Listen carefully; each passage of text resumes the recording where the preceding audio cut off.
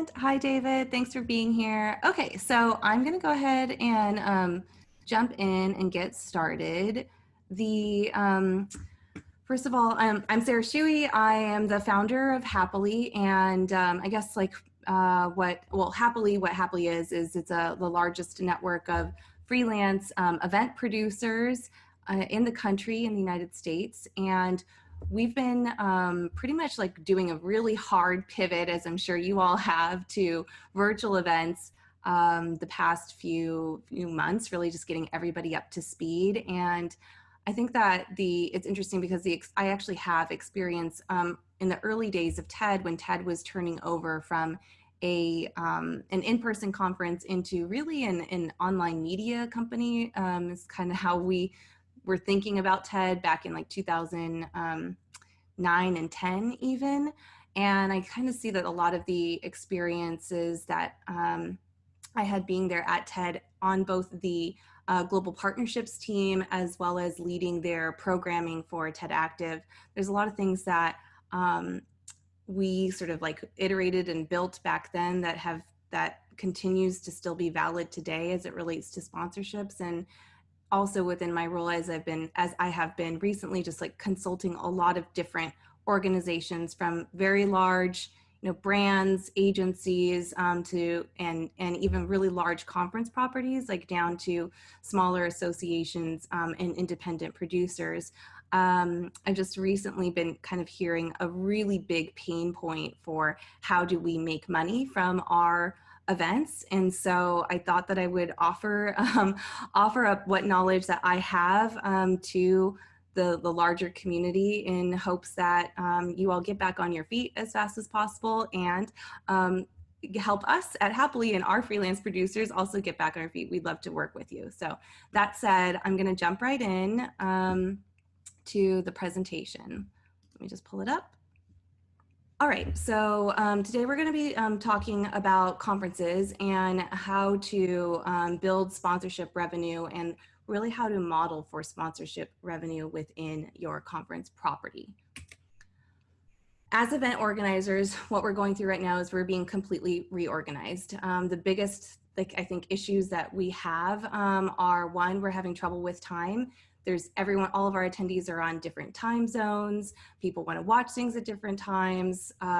The experience of sort of like trying to get everybody in the same place for consecutive days in a row, which was a lot of the mechanics of sort of like our powerful transformation and binding our community together and getting focus and attention, has been completely pulled out. That rug has completely been pulled out from underneath us.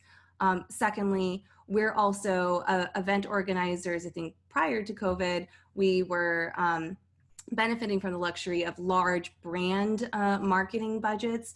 And now those rugs, that rug has been pulled out from underneath marketers for the most part. And we're seeing that virtual events specifically are now directly tied to, they have to be tied to sales and be accountable to sales in order for us to be able to see any marketing dollars come our way. It's really, this really has to come from marketing tied to sales.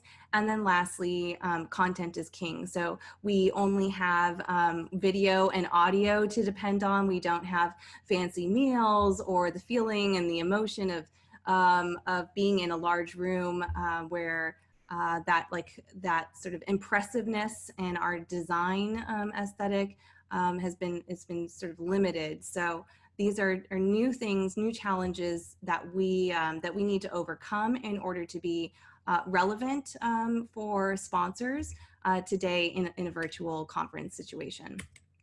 So as we're being reorganized, the new systems that we have to think through to really combat these big challenges would be thinking about and looking at on-demand content. So if we know that people just cannot be together in one place at one time, how can we creatively think through a system that provides content on demand? Secondly, if we know that we need to be accountable and reporting back to sales, or that's going to be an effective way for us to get dollars, then we have to also be speaking the language of sales and talking about ads, metrics, ROI, all of those things, so that we can have a seat at the table when it comes to allocating for budgets to come our way. And then I think with the content is king piece of things, there's sort of two roads or two paths you can go down. Over time, you will get to a point where you can do all of those things, but I think we're at a situation where it's like either we focus on really solid quality of content, and maybe it takes a little bit longer for us to get there, or we focus on just amassing tons of content and pushing that out as fast as we possibly can. All right, so on-demand content revenue models is something that I wanted to touch on very quickly here, since I think that it's probably a little bit newer for many of you. So when we think about on-demand content revenue and the conference products that we have to sell as organizers, there's different products for attendees and there's different products for sponsors. So for attendees, we can have free content or paid content. And as you can see, the types of revenue that we can make on free content, there's a lot more variance than there will be on paid content. So when I talk about paid content, what I really mean is when you're having like sort of a one-time sale of specific content. So it could be, for instance, you have a conference that is all about global education, and your content is one where you can pay $5 or $30 or whatever. You can put any kind of ticket price in order to be able to access sort of the full recording. That is a really hard game to play. So as you'll see that I'm going to spend most of my time today talking about sort of on-demand content model where the content is free. And you are just creating different sort of like sponsorship products or attendee products around it. I think it's important to also highlight that you can have both attendee and sponsor products, but again, because we have short runways to work with, my suggestion is generally to sort of pick one that you want to play with. The memberships attendee products is probably the better route to go if you have a bunch of cash sitting in your savings account and you can make that turn to iterate, because it does take time to get a membership revenue model up to speed. But once you do, it is the more sustainable model and is a better play for you, is going to be a better play for you in the long term. But for sponsored products on free content, some things that you can sell would be commissioned work, as if you were to create ads or create talks or programs specifically for your event platform that would then go in and become part of like free sponsored content. That would be serving really more like an agency. So you're going to put together a proposal of sort of what that looks like, the curation, your curation fee, your production fee, all of that good stuff. That will work if you are in a very specific industry and you have already sort of like been known for, or you've established yourself as a storyteller. Secondly, sponsored webinars is probably maybe the thing that's like the lowest hanging fruit or easiest for anybody here on this call to engage with, because it's very much taking from the event revenue model. You give me X amount of dollars and then we can give you a workshop or a breakout. Having it, the webinar is like basically the new workshop or the new breakout. So that's another sponsor product that you can look at for on-demand content. And then lastly, ads, which is very much like a Super Bowl, what I call like a Super Bowl play or like TV play, is when you are selling, you have on-demand content and you can sell pre-roll and post-roll advertising. And you can also maybe even blend the two, where you're having a commissioned work of an ad that's like put somewhere inside of your content that's on a longer engagement. But this on-demand content revenue model is one that I think is really important for everybody that's doing virtual conferences to look at, because again, the idea that you're going to get everybody together all in one room and then be able to charge your sponsors money for gathering everybody in one place at one time. It's just not going to get you as far as thinking about, what is your conference is now a platform for specific types of content. All right.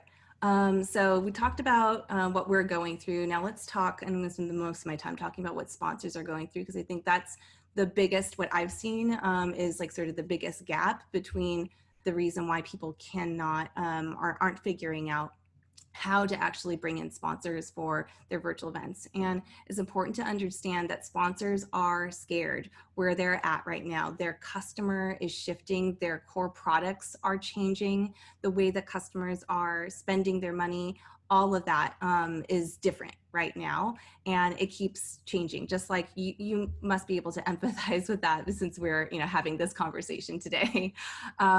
They're also scared because by this time they've been to virtual meetings, and some of them are really bad. And bad can mean boring, bad can mean off tone, bad can mean that they have technical issues. So those are three things that three hurdles that you are going to need to make sure that they feel confident and comfortable in order to jump over that hurdle. And then, of course, as we mentioned before, they need sales right now more than anything.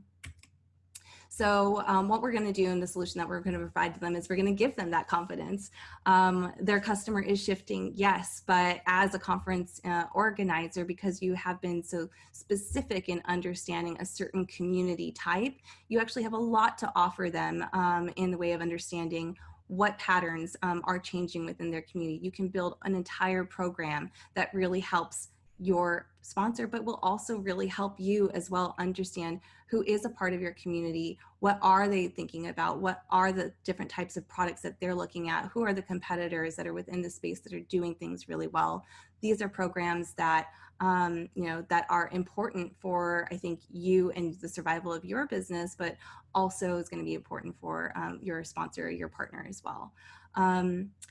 Bad virtual meetings, something to really think about is thinking about what I call valuable edutainment. So conferences are really great experiences for learning when they're done correctly. The problem with online conferences is that many people who are speakers in the real world, they might have really big presence in a room, but they're not comfortable or used to being on camera. They maybe don't have like the video editing skills, the graphic design skills, the presentation skills to really carry an online format. So I think you're going to need to really prove out to your sponsors by really showing them what the quality of your experience is and can be.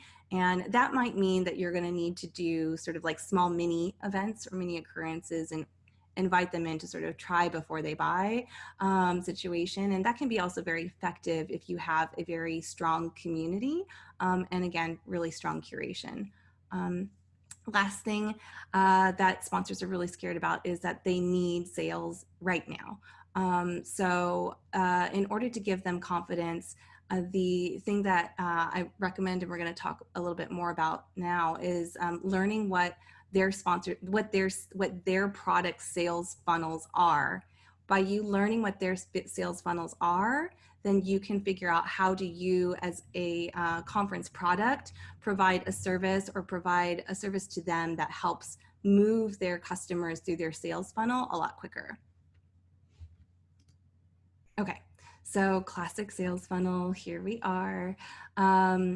Up at the top, at the top of the funnel, you're going to have awareness. And in this stage, the sponsor or the sponsor in the company is just trying to figure out like who's their customer and making sure that customers know that they exist. Secondly, after there's awareness, there's the discovery phase, and that's where they're trying to really qualify leads. Turn the people who are like, oh, that's really clever and interesting and I might need that product, turn them more into people who start to ask really engaging questions about what the features of the product are. That then funnels down into evaluation, and after the qualifying questions about what the product does have been met, then the sponsor can then introduce the idea of an offer, perhaps a try before you buy, perhaps a discount, or perhaps simply like a web link where it's very easy to purchase their product.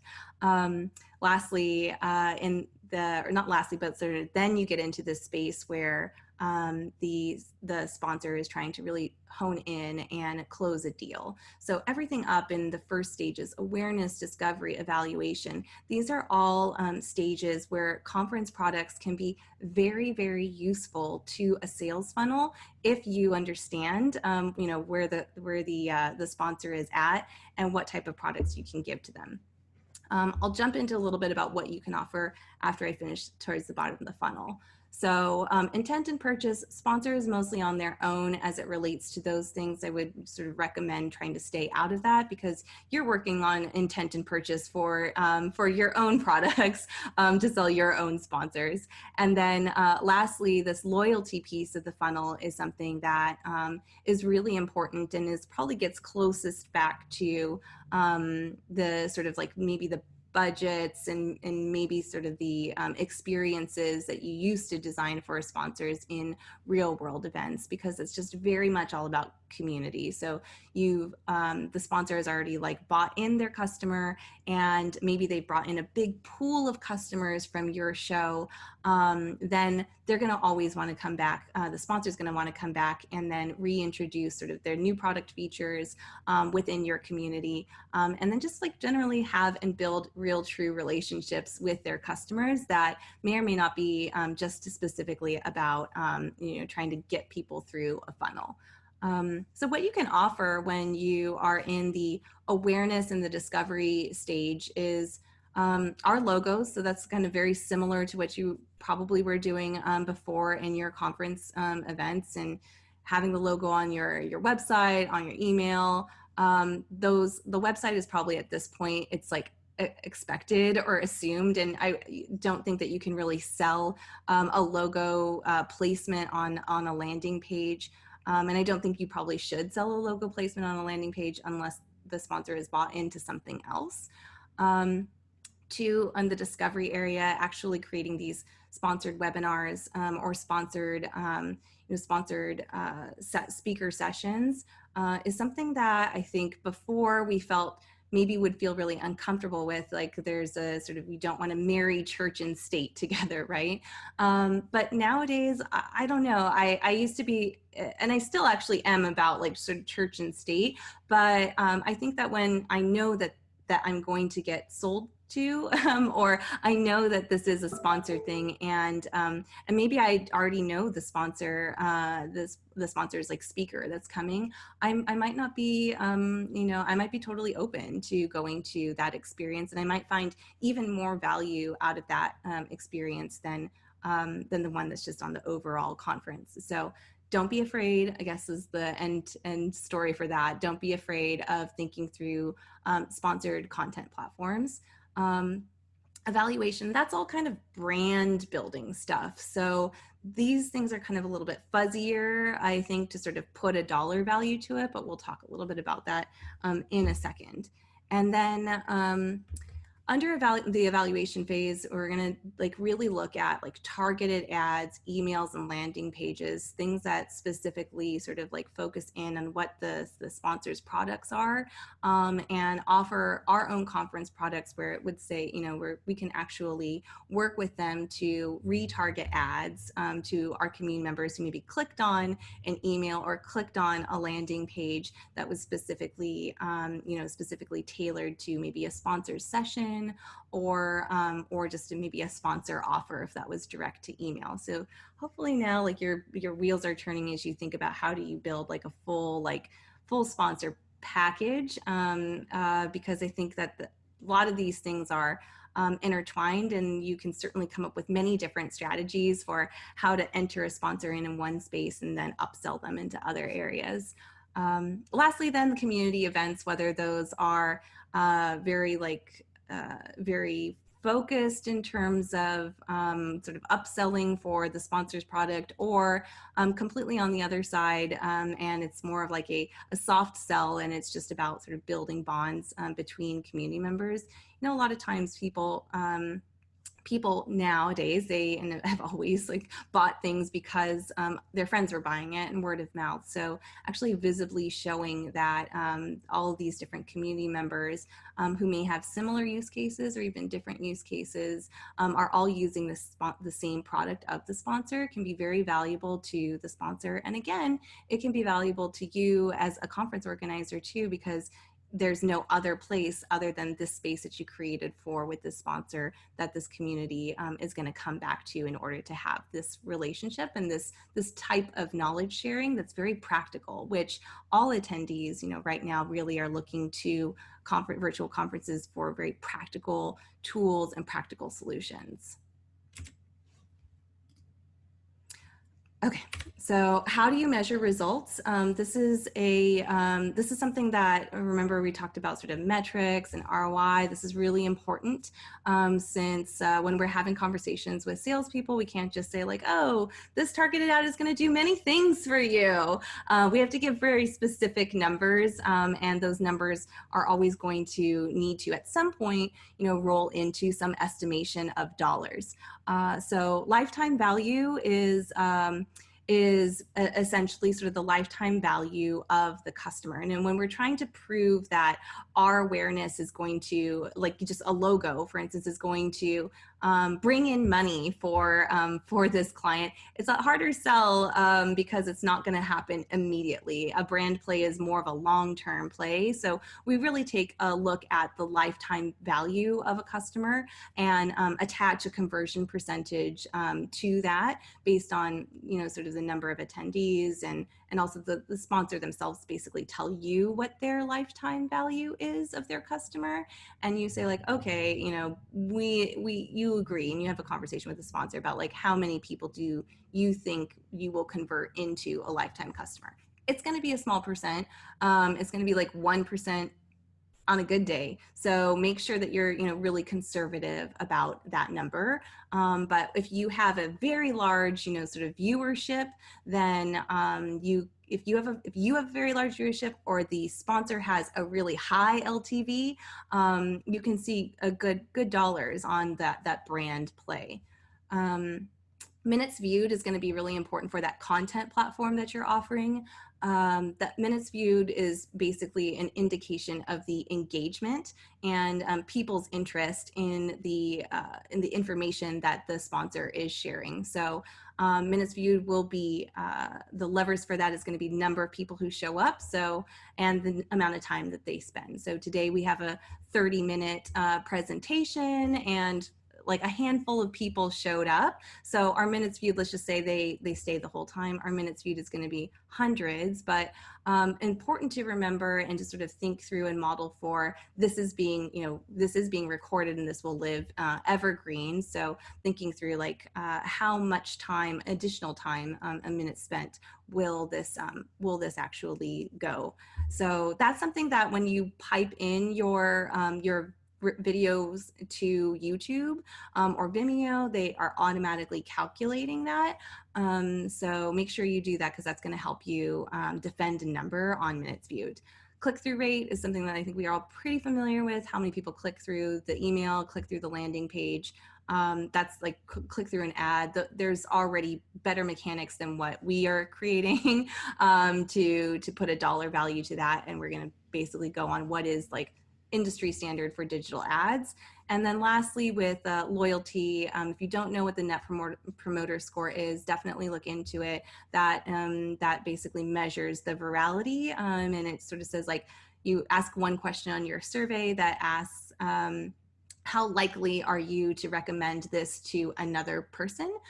So that shows that loyalty and engagement. And if you have a high NPS score, and specifically on a sponsor's product, because a lot of marketers are familiar with NPS, they have their own sort of like revenue calculations that they'll use around NPS that will be really useful for you in, again, defending a larger budget.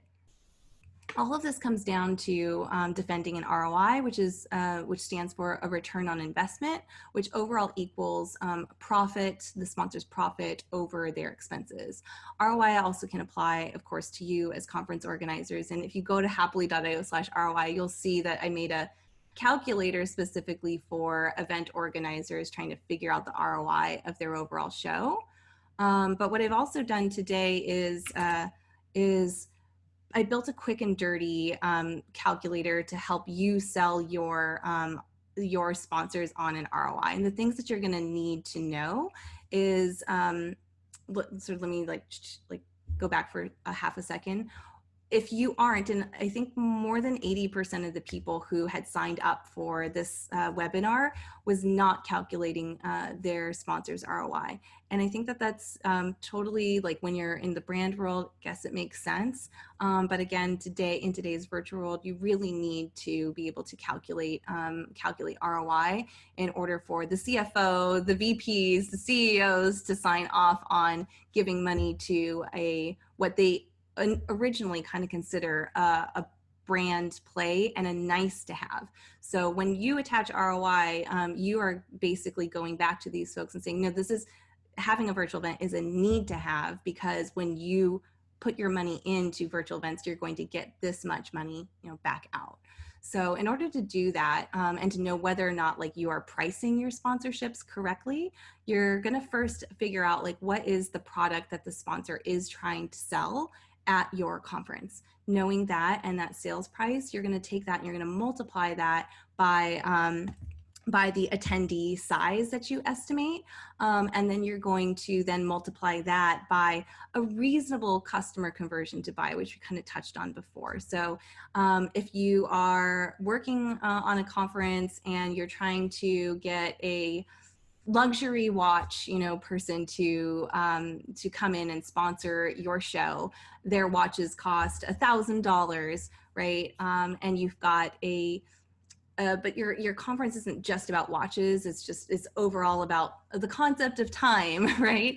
The reasonable customer conversion is going to be something that might be even a point of a percentage. And the sponsor is going to set their sale price because they know what that is. And the sponsor is also going to, really sign off on what that conversion to buy is. You opening up this conversation about ROI and inserting yourself into this conversation and guiding the sponsor, because I think a lot of times, even maybe some of the people that you've been accustomed to working with, they haven't thought about calculating that ROI. But when you do that, you're giving them the confidence, again, to be able to go back up to their managers and their leaders and let them know that investing in you and your conference and your community is a really good play. So that's it. That's my time. It's 11 o'clock. If all of this was very confusing or exciting, and either way, you want to learn a lot more about how to produce virtual events that can actually turn into very profitable businesses, as well as really exciting properties to bring community together, please check out our virtual event accelerator. You can go ahead and email me. I take you through a 10-day crash course on everything from program to budgets to team organization.